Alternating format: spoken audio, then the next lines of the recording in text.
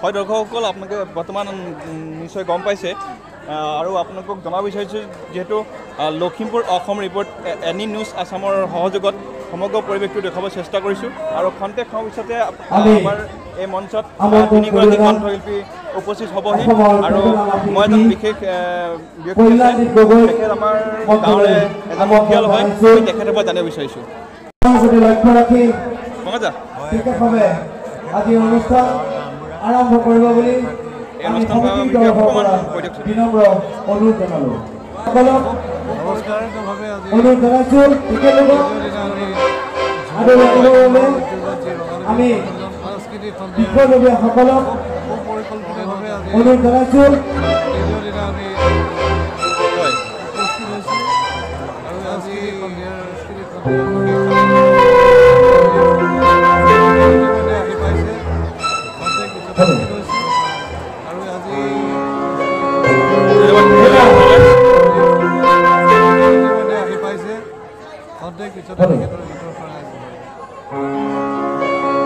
ধন্যবাদ থাকিলে